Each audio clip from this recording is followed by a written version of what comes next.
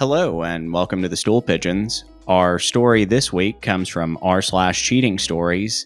The title is Revenge is a Dish Best Served Soiled. This is a story about how I found out my girlfriend of over 3 years was cheating on me and how I went about getting my revenge. This happened over a year ago, so it's been good to get it all down.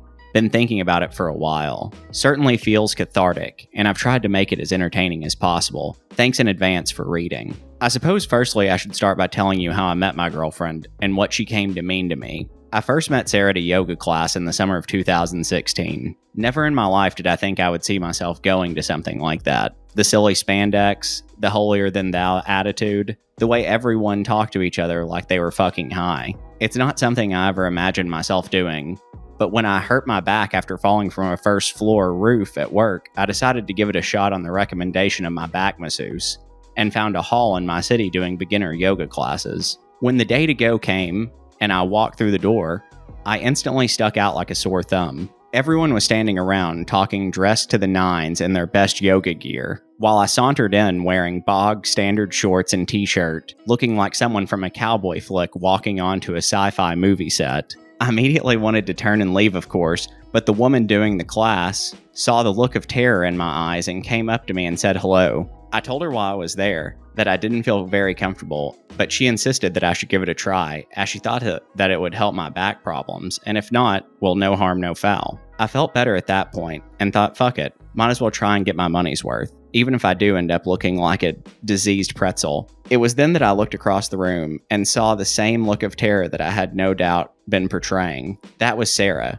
She had not long found out she had scoliosis after years of being misdiagnosed and told that it was all in her head, among other things. She was there with her mother, who was with her for emotional support and to see how she got on. After seeing her, I instinctively gravitated towards her in the same way that a drowning person gravitates towards a life ring thrown at them. After the yoga instructor had a chat with her, she shouted me over and said that it was Sarah's first time too, so maybe we should sit next to one another and give each other a bit of support. I said that was cool with me, and she also smiled and nodded, so I walked over. We hit it off right away. My emotions went from a bit of embarrassment to serious amusement, as we both attempted to fit in with the rest of the class. After the class was over, we were still talking away, and I felt a genuine connection and butterflies in my stomach. And as we said goodbye, we caught each other's gaze, and she smiled at me with a purity that for the first time in my life made me feel weak at the knees. I wouldn't have went back in a million years had I not met her, but I decided to go to the next week, and when I walked in the door, I got those butterflies in my stomach again and was hoping to see her face, but she wasn't there. As I was sitting there, I felt this feeling of pure dread and was thinking, what the fuck am I even doing here? I felt this sadness that was hard to describe. It kind of reminded me of when I went to this holiday caravan park when I was about 12 with my gran and cousins, and there was this big center with pool tables and amusements and all of that stuff. I remember seeing this girl there every night for a week, and I instantly fell in love with her. Didn't say a fucking word to her right enough, but psyched myself up so that I was going to try to speak to her on the last night at the disco. But when we went down, she wasn't there. I'll never forget that feeling of sadness as we went home. That girl had walked out of my life, and she probably didn't even know she walked into it. I felt the same aching sadness when I didn't see Sarah. I knew nothing about her, had no way of contacting her, and felt this surreal sadness that was hard to quantify. About 4 months later, I was working on a roof repairing a truss damaged in a storm when we decided to stop for a break. As we made our way back to the van, the house owner came out and asked us if we wanted cups of coffee. We accepted, and she came out with coffee and biscuits. As soon as I saw this woman, I just knew her face from somewhere, but couldn't for the life of me place her. It wasn't until that night, after racking my brain, that I realized it was at that yoga hall that I had seen her before, and it was Sarah's mother. The next day, I was back finishing the job, and the same thing happened. We stopped for a break, went down towards the van, and the woman came out asking if we wanted some coffee. After we finished up, I took the cups and biscuit wrappers back, and as I was passing them over to her, I asked how her daughter was, and was she still having back problems. She looked surprised but smiled at me and said yes, then asked how I knew her. I replied that I'd spoken to her at the yoga class months back. She laughed and said she remembered me now. I then gave her a card with my number written on it and asked her if she would maybe get her daughter to text me, as I wanted to get back in touch with her. Shoot my shot, I thought. Wish I fucking hadn't now. I got a text message that night from Sarah asking how I was, and that she had looked for me again at the yoga hall, but I wasn't there. Turned out she had went back the week after me, as she thought it was bi-weekly. We met up soon after, really hit it off again, and after 8 months, she moved in with me. She was funny, smart, and sweet, as well as being the most uniquely beautiful person I'd ever met. She had a whimsical beauty to her, pointed ears, and defined features. She reminded me of a she-elf or something. I truly thought I'd found my soulmate. She had moved into my house and everything was going great. She was on disability and got personal independence payments and was getting steroid injections for scoliosis, which along with painkillers and exercises were keeping her pain at bay. We would alternate the cooking, while she did the cleaning and took care of our cat Mitzi. I was also making good money, so we were in a comfortable position financially. When I got back from work, we'd always be doing things like going on walks or the like, just always in each other's company.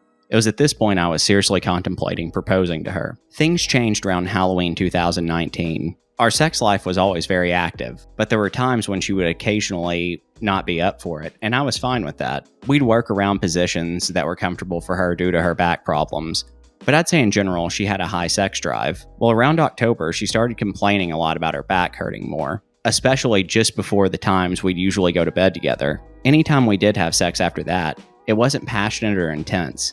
It felt like we were going through the motions. She started complaining while we were in the middle of it, so at that point I'd stop, of course. I started feeling really sexually frustrated, but I was positive that it was just a blip and that we'd get through it together. Thing is, she seemed fine in other aspects of her life. She seemed happy. The first real red flag for me came in December when she completely stopped showing me affection. She just became cold towards me. She seemed repulsed when I put my arms around her or tried to take her hand. She was the one who was so touchy-feely, hands and hair, constant reaffirming touches, kisses, and cuddles. When we'd sit on the couch, she'd basically be on top of me. That all completely stopped. Didn't for Mitzi, though. Yes, that's right. I ended up jealous of our cat. At this point, we were in the new year, and I suspected her of cheating. She had become downright hostile towards me. I started trying to up my workload around the house, but nothing was good enough. I ended up constantly being belittled and walking on eggshells. Couldn't do right for wrong, and was starting to become a humorless shell of my witty former self. One night I got a hold of her phone and looked through it. Nothing. Was clean as a whistle. Weren't even messages from her friends or her mother, which I found weird. It was then that my friend told me that if we were on the same plan, then I could check on the carrier's website and see all the activity from her phone. We were on the same plan, and I paid for her phone. That night I logged into my BT account, navigated to mobile, then her number, started to sift through, and there it was. Thousands of texts and calls to this one specific number. It had started 6 months previous, and it had dates, times, and how long the calls were. She'd be speaking to and texting this person for hours and hours while I was at work, deleting everything before I got home, then going cold turkey when I got back. I Googled the number, and it came up as a local garage, one where she had had her car fixed previously. I remembered it taking a while for it to get fixed, and her complaining about it a lot. The whole thing was a long drawn-out affair, in more ways than one apparently. At this point, I was ice cold. I already had gotten into my head that she was having an affair, so getting it confirmed was more of a relief than anything else. I wanted to catch her in the act, rather than have her attempt to gaslight me and squirm out of the circumstantial, so I found out everything I could about this guy. I found out where he lived, that he had a young wife and child, found out what car he drove, even walked in asking about prices so I could look this guy in the eye and get a measure of him. His name was Carl with a K. I knew the affair was physical for lots of reasons, but the fact that her phone calls and texts stopped dead from 1 to 2 each day said to me that was the time they were meeting up. I came up with all sorts of silly plans. To loan my friend's car and sit at the end of the street, then wait till she drove out, then follow her to the place she was meeting this guy and jump out of the car while they were in the act, like, surprise, motherfucker. There were too many variables in that, though, and I'm no private detective. One day I decided to drive by his garage, about 1, and her car was sitting there, and the place was locked up, so mystery solved. I was at this point at the end of my tether, and ready to just tell her that I knew everything and get the fuck out of my house, when she asked if it would be okay to go away to a spa place for the weekend, alone. She said she was depressed with everything with her back being so much worse, that this place would be great to help with that, with all the things she could do. That she could come back refreshed, like a new person. She was right about that, because I didn't know who the fuck this was standing in front of me anymore. Obviously, she wasn't going there alone, if she was even going there at all. This would be a dirty weekend away with this guy. I said fine, now I had a plan, and this would be the last fucking thing I'd do for her. If you're thinking this is all too much of a kerfuffle, then you're right, obviously. But my position is I wanted revenge, and I wanted to get her back with some style. I didn't just want to have her cry and gaslight me for days, then leave on her terms, with me the bad guy. I would be the bad guy, but it would be my terms she'd be leaving on, alright. The Friday came and the spa was 100 miles or so down the road, so she decided to get a train. I jokingly asked her if she couldn't find something more local. Umming and awing followed till I told her I was only kidding. I got off work a couple of hours early and took her into the train station. Despite her protest, she would get a taxi, as I wanted to see her off. We drove in, and as I'm looking for a place to park, you wouldn't guess whose car I spot. That's right, Carl with a K. I think, fuck, I'm gonna have some fun and make her squirm, so I park up directly next to him. They're right next to each other, door to door, and she immediately becomes uneasy, not knowing where to look. I'm pretending to look for something, trying to draw out the moment, and the atmosphere is razor sharp at that point. What happened next caused me to do something genuinely unexpected. She started to silently giggle. You know when you go to church, or someone dies, and something funny pops into your head, and it becomes mental torture desperately trying to think of something else and stop yourself from laughing maniacally? Well, she's desperately trying not to laugh.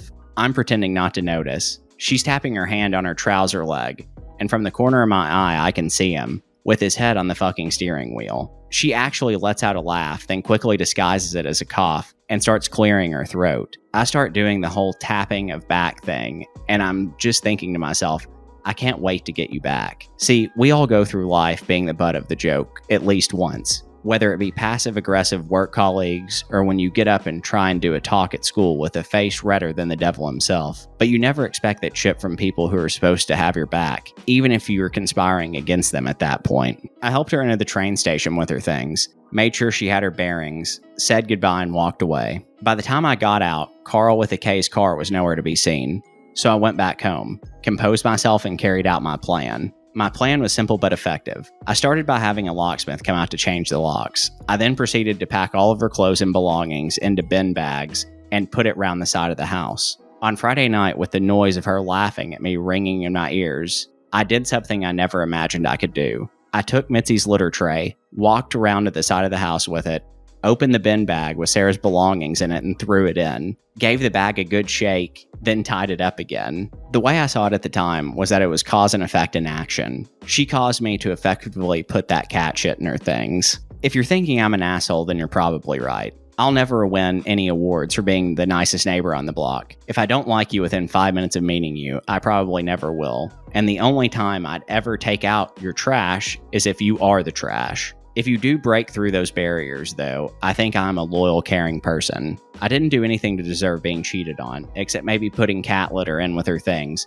but that was after the fact. I spent the Saturday in a mire of depression, answering her text with the only energy I could muster, which wasn't a lot. I complained of a severe headache from a hangover I never had, and the text dwindled. The reality of what was transpiring hit home, and for the first time since before New Year, I took stock of my life, sitting in my swivel armchair with Mitzi in tow, like a fucking Bond villain. Sunday came and I was ready to execute the final part of my plan. Firstly, I drove to Carl with a K's house and put a letter through his door. It was addressed to his wife and basically said in block capitals, "Important Carl with a K's wife, name, open immediately." Inside it was a letter outlining how her husband was having an affair with my girlfriend, copies of her phone calls, and a text log, as well as other information like that they were going away together this weekend. I put it through the door, rang the doorbell, and walked away. Got in my car and drove for a minute, then parked up again. Then I phoned Sarah. I genuinely can't remember a lot of what I said to her, but it was something along the lines of me asking how everything was going. She started to gush about how much she enjoyed herself, that she feels like a new woman, and that she could maybe see herself doing it 2 or 3 times a year, to blow off the cobwebs. Certainly to blow something. At this point, I blurt out, "How's Carl?" Her yapping stops dead. Silence fills the air until she finally says, "Who's Carl?" "You know," I reply, "Carl with a K." I then proceeded to tell her that I knew everything, that I'd changed the locks and all of her stuff was around the side of the house. Instead of being apologetic, she goes on a thunderous diatribe, blaming me for everything, basically stabbing me in the back while complaining that my backbone was blunting her blade. At the end, I told her how stuff smelled of Mitzi's poo and hung up. I blocked her number and didn't see nor heard from her until Wednesday. When I came back from work, she was sitting on the doorstep. All the bags had been moved. I ignored her, walked around the back, let myself in the back door, and locked it behind me. Haven't spoken to her since, although she's made her attempts, including a letter. In regards to Carl, I don't know what happened between him and his wife. I do know that he said it wasn't personal to a friend of mine. That made me angry. Like, is that supposed to make me feel better? Someone saying something isn't personal just means it isn't personal to them. It was to me. If someone smashes through your front door with a 4x4 obliterating everyone you've ever loved, is it easier to get over it if they didn't personally mean it? Is it easier to pick up the pieces and put them back together again? No. I heard that COVID hasn't been kind to his business though, but you won't catch me shedding any tears for that, unless it's tears of laughter, that is. All right, Jack, do we have any good comments for this story? Yeah, we have a couple, and we also have some follow-up to the story. Icy Big Noob says, what happened to your ex? Have you heard from her? And the original poster says, not in a while. She sent me a letter apologizing and asking if she could visit our cat Mitzi. I just put the letter in the bin and didn't acknowledge it. Lady Carpenter responds below, handled it like a champ. Here's a poor man's gold. And Daddy7 says, did she apologize or anything in the letter? And he responds, yeah, she did. She blamed it on all the new painkillers she had started taking for her back. Reaper99 says, wow, I find that so fucking funny, but so shocking at the same time. Did she truly think you'd find that valid or excusable or reasonable? I've never heard that excuse before. Just Joey63 responds, but how do painkillers make you suck another guy's dick? That's the stupidest reason I've ever heard. Unless he was a drug dealer and she needed stronger stuff. And Big Jack Horner responds, blowjobs, little known side effect of painkillers. And finally, we have philosophical argument on different type of people with different spellings of their name. Make a Woke Spa says, writing Carl with a K, pretty funny. Why not just say Carl? And Fire Hot Feet says, it's savage, man, implying a certain type of person spells Carl with a K. And this guy was one of them. You know the guys. And Corgi Ambitious responds, I was telling my friend Mark about Mark. I worked with one who turned out to be an asshole. Without missing a beat, he said, I knew he was a jerk the moment you told me he spelled Mark with a C, LOL. I guess there are just some stereotypes. Mark the Magnificent, spelled with the C, says, hey, wait a second. What? And Hakoon, which I guess is raccoon spelled with an H, says, I used to work with a Mark with a C too. I hated that dude. He was the boss's son and a general manager of a high-end upscale steakhouse, and he only got the job because of his daddy. So apparently, watch out for Marks with a C at the end, and, maybe watch out for Carls with a K too. But I really enjoyed this story. What did you think, Harrison? I thought it was great. I love the fact that he threw the cat litter on her stuff, because, man, there is nothing worse than like cat piss and shit and all of that just going into a bag of clothes. Plus, it got to kind of marinate over the weekend. I give credit to the original poster for being able to hold back his emotions whenever they're at the airport. And he knows that her lover is parked right next to them and does nothing. He is calm and cool and collected. And there's really only a very few people that we've come across in these cheating stories that are able to do that. For instance, the pro-revenge guy that was able to hold out for several years. Now, that guy, he is a legend, I think we can say. Oh, I agree. And also, if you're listening to this, please subscribe and check out our other content, because we have another good story that should be coming up right now in the video. The fact that she was laughing, I think that's what would have really pissed me off as well. Well, Harrison, thank you for doing the long read. And this is the first time I've got to say this. Harrison, do you want to get out of here? Yeah, let's get out of here, Jack. All right. Thank you for listening, and please subscribe. Thanks.